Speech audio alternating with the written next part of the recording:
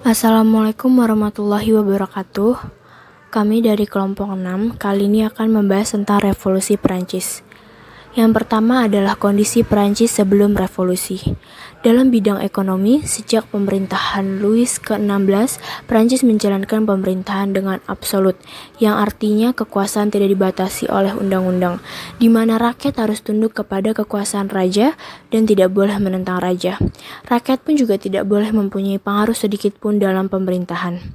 Ciri-cirinya yang pertama adalah memerintah tanpa undang-undang dasar, yang kedua memerintah tanpa DPR dikarenakan DPR dibubarkan, yang ketiga memerintah tanpa kepastian dan kekuasaan hukum, dan yang keempat memerintah tanpa anggaran belanja yang pasti.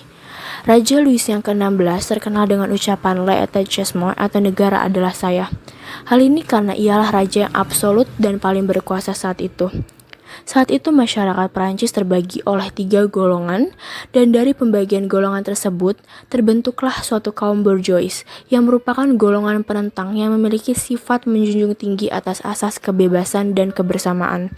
Lalu dari sisi ekonomi, pada masa pemerintahan Louis yang ke-16, rakyat menjadi terbebani oleh pajak yang tinggi, seperti pajak tanah, pajak gandum, dan pajak anggur. Hasil pajak tersebut bukan digunakan untuk kepentingan negara, melainkan untuk kepentingan raja dan kerabat istana. Lalu dari sisi sosial, dari pajak yang tinggi tersebut, rakyat mengalami kecemburuan sosial antara rakyat dan juga keluarga istana. Karena menurut rakyat itu merupakan suatu pemerasan secara halus oleh raja. Lalu ada proses terjadinya revolusi Prancis. Yang pertama, pada tanggal 5 Mei 1789, États Généraux atau DPR dibuka kembali. Yang kedua adalah pembentukan Assemblée Nationale atau Dewan Nasional pada tanggal 17 Juni 1789. Yang ketiga adalah pemerintahan rakyat yang menggantikan rezim Orde Lama pada tahun 1798 sampai 1791. Yang keempat adalah pemerintahan dengan bentuk negara berupa konstitusional monarki. Yang kelima, pemerintahan rakyat jelata di bawah pimpinan Robespierre. Yang keenam adalah kembalinya pemerintahan bourgeois dengan membagi kepada 5 direktur. Dan yang terakhir adalah pemerintahan yang dipimpin oleh 3 orang konsul. Dari muncul Napoleon sebagai seorang otoriter pada tahun 1799 sampai 1804. Latar belakang revolusi Prancis. Di tengah krisis keuangan yang melanda Prancis, Raja Louis XVI naik tahta pada tahun 1774 dan itu menambah kebencian rakyat terhadap monarki. Sementara itu, tahun-tahun pertama revolusi Prancis diawali dengan diproklamasikan Sumpah Lapangan Tenis pada tahun bulan Juni, kedua serangan terhadap Istana Bastille, dan Deklarasi Hak Asasi Manusia dan Mars Kaum Perempuan. Tahun ke-8 revolusi Prancis didominasi dengan perjuangan kaum liberal. Pada Desember 1792, negara didirikan Raja Louis XVI dieksekusikan setahun kemudian. Dan revolusi Prancis itu mulai pada tahun 1792 dan berakhir dengan kemenangan Prancis secara spektakuler. Prancis berhasil menaklukkan semenanjung Italia. Tentu saja ini menjadi prestasi terbesar Prancis selama berabad-abad. Dan pada tanggal 11 Juli 1789, Raja Louis yang bertindak di bawah pengaruh bangsawan konservatif dari Dewan Kakus Umumnya dan permaisurnya Marie Antoinette dan saudaranya Comte d'Artois membuang Menteri Reformis Necker dan merekonstruksi kementerian secara keseluruhan. Dan pada tanggal 14 Juli 1789, setelah pertempuran 4 jam, massa menduduki penjara Bastille dan membunuh gubernur Marquis Bernard de Launay dan beberapa pengawalnya. Bastille menjadi simbol potensial bagi segala sesuatu yang dibenci pada masa Ancien Regime. Kembali ke Hotel de Ville atau Balai Kota, massa mendakwa Préfet de Marchas seperti wali kota Jacques de Veleselles atas pengkhianatan pembunuhan terjadi dalam perjalanan sebuah pengadilan pura-pura di Palais Royal. Perang Revolusi Prancis adalah serangkaian konflik terbesar dari 1792 sampai 1802 antara pemerintahan Revolusi Prancis dan beberapa negara Eropa, ditandai dengan semangat revolusioner Prancis dan inovasi militer. Perang ini menyaksikan kemenangan pasukan revolusi Prancis yang mengalahkan sejumlah koalisi yang menentang mereka dan memperluas kekuasaan Prancis ke negara rendah, Italia dan Rhinlandia.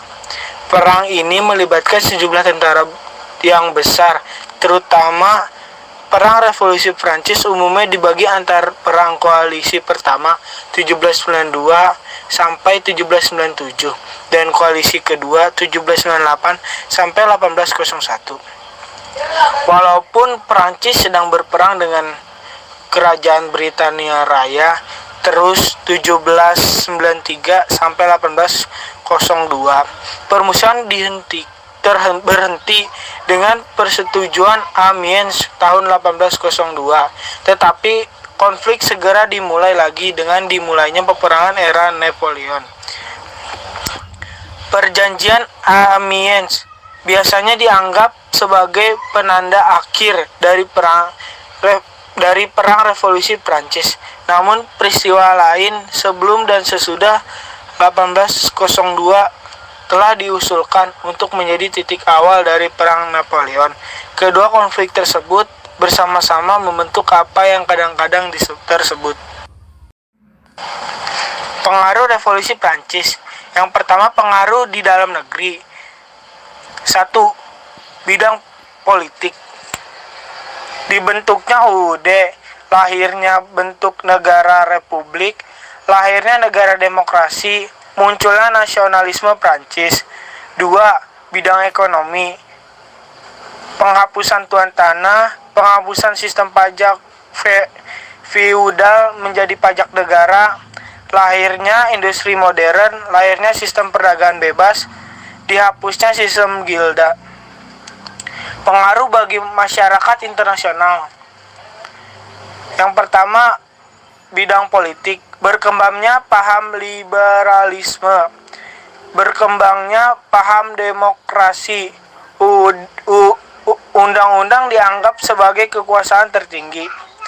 2. Bidang ekonomi. Munculnya industri modern di Eropa, Inggris kehilangan pasar industrinya. Bidang sosial. Penghapusan feodalisme, pemerataan pendidikan bagi masyarakat. Kode Napoleon ditiru oleh negara-negara lain. Selanjutnya ada tokoh-tokoh revolusi Prancis. Yang pertama ada John Locke. Ia berasal dari Inggris, pencetus UU monarki konstitusi. Ia juga membagi kekuasaan menjadi 3, yaitu ada legislatif, eksekutif, dan federatif atau hubungan internasional. Selanjutnya ada Voltaire, yaitu berasal dari Prancis. Ia menyerukan untuk tidak menjalankan segala peraturan raja yang tidak masuk akal. Ia memperjuangkan kebebasan dan kemerdekaan pribadi, agama, dan mengeluarkan pendapat liberté entière de la personne, de la religion, de la presse. Yang ketiga ada Charles de Montesquieu, yaitu berasal dari Prancis. Dia juga seorang penulis buku L'Esprit des Lois atau Jiwa Undang-Undang, yang isinya bentuk kekuasaan negara dibagi menjadi trias politika, yaitu yang pertama ada legislatif atau pembuat undang-undang, yang kedua eksekutif atau pelaksana undang-undang, dan yang terakhir yudikatif atau pengawas dan pengadilan pelanggar undang-undang. Yang keempat ada Jean-Jacques Rousseau, seorang filsuf Prancis yang menulis buku Emile dan du Contrat Social atau perjanjian masyarakat. Rousseau mengajarkan agar Prancis melaksanakan sistem pemerintahan demokrasi dari rakyat oleh rakyat dan juga untuk rakyat. Ia dikenal juga sebagai Bapak Demokrasi Modern. Dan yang terakhir ada juga tokoh-tokoh yang sangat berpengaruh dalam revolusi Prancis, yaitu ada Raja Louis XVI, Marie Antoinette yaitu seorang ratu Prancis, dan yang terakhir ada Napoleon Bonaparte yaitu seorang kaisar Prancis.